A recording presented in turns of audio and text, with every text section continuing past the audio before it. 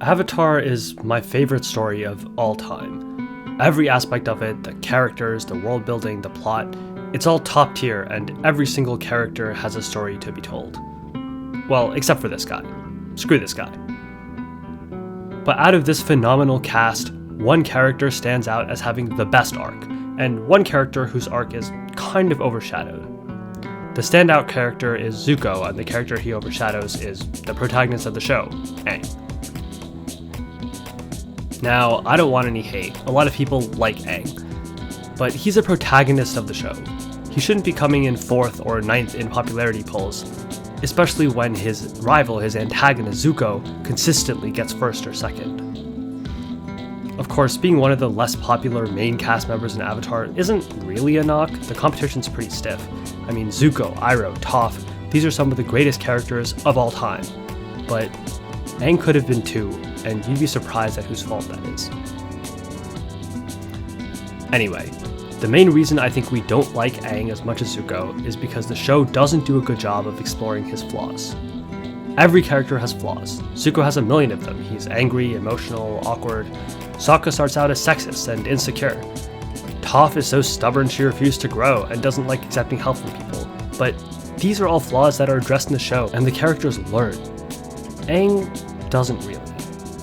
There's a common idea among writers that your character should have internal conflict and external conflict, and that when these two align is when your story really thrives.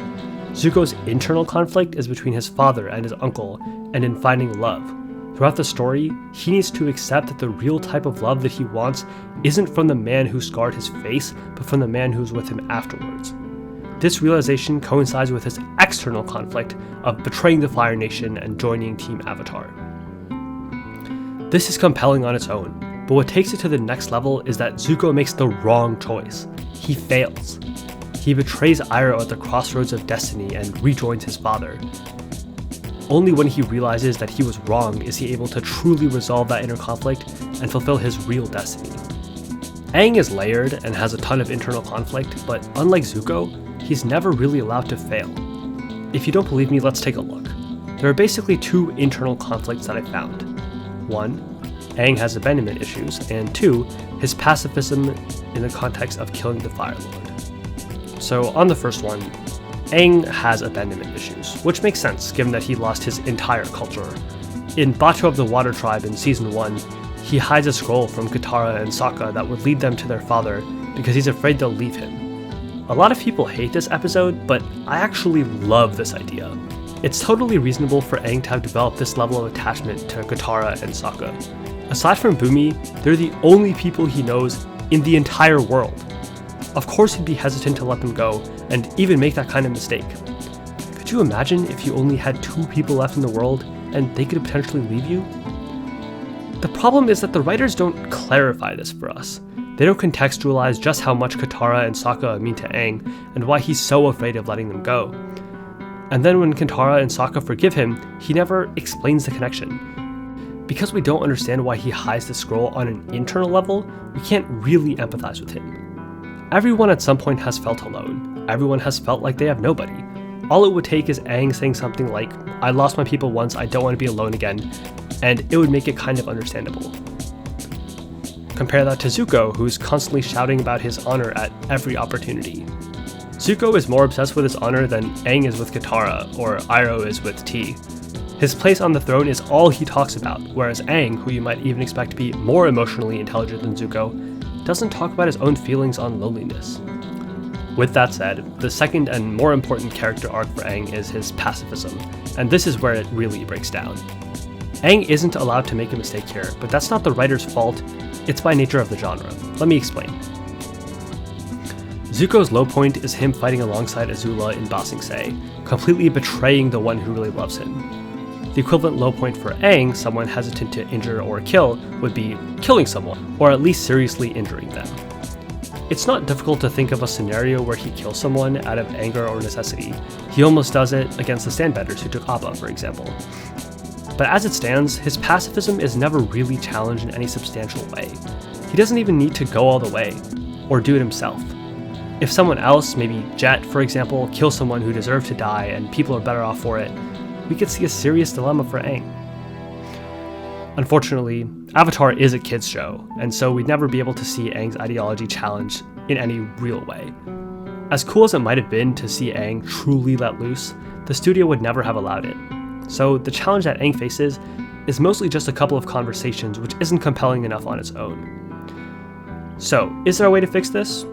Well, let's try. I think one thing we can do is change the Sandbenders scene. You could have it maybe look like Aang killed one of the Sandbenders, and then once Katara coaxes him out of the Avatar state, he could be horrified at what he's done and be forced to reckon with it. That could also create a much needed moment for Katang in Book 2, where Katara talks him through what he just did, and then towards the end of the episode reveal that the Sandbender is just fine. Then he could reference this incident in the finale when he's insisting that killing Fire Lord Ozai is wrong because of how awful it made him feel when he almost did it to one of the Sandbenders.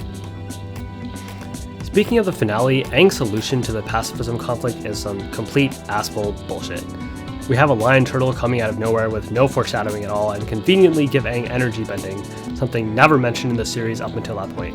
This is terrible writing, the definition of Deus Ex Machina, and if the finale wasn't awesome in literally every other respect, I think this would be criticized a lot more. But the fight with Ozai was pretty sick, so all is forgiven. Now, I know I said there were 2 internal conflicts for Aang, but there's actually a third. It's pretty apparent in the episode titles. The series begins with an episode called The Boy in the Iceberg and ends with Avatar Aang. This symbolizes Aang's coming of age into his role as the Avatar, which is really cool. But it doesn't substitute for an actual character arc. Aang accepts that he's the Avatar in episode 2, and the only other time he ever really rebels is when he refuses to give up Katara during his training arc with Guru Pathak.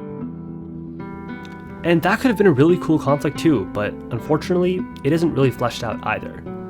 Aang eventually detaches himself from Katara, but that's only to save Katara. The writers set up this conflict beautifully, where he needs to make this essentially gut-wrenching decision on what to choose, Katara or the Avatar state. But they don't force him to make that choice because the only way to save Katara is to let her go. The way I would fix this is to have him focus on someone else who needs to be saved. Maybe Sokka or even some civilian. Anyone who could symbolize his duty to the world and to his role instead of Katara. Have this choice actually be a tough one. Aang already abandoned his duties once when he ran away from the Air Temple. Let him now embrace the role and do what's right for the world. And kind of a side note, in most of the shonen that inspired Avatar, this realization of its potential and mastery of the Avatar state would be given a proper introductory fight. However, in the show, he barely has time to ascend into the air before Azula strikes him with lightning. I think it would be really cool to have that fight here, show how insane his power is before Azula eventually chief shots him, but I also get that they have limited time, so I'm not too bummed that we didn't get this. It just would have been cool.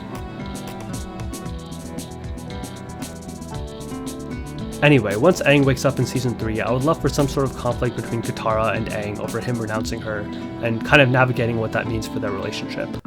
I personally am super into meditation and Buddhism and detachment, and it would be sick to have them show more of that, but maybe that's just me. We fully explore the consequences of Zuko's choices. We see Iroh imprisoned, we see him furious at himself at the beach, we see his conversation with his father, and we see him grow. But we don't see that with Aang, and that's a dang shame. Yes, that's a pun, and no, I'm not apologizing for it. Anyway, if you liked the video, I would love for you to subscribe. I make Avatar and anime content 1 to 2 times a week, and I put a lot of thought into it, so come through, like the video, hit that bell too. In the comments, let me know if I got anything wrong, if you agree, if you disagree, if Aang is your favorite character, or if you think he had more potential. Anyway, yeah, I haven't thought of a catchy closing line yet, so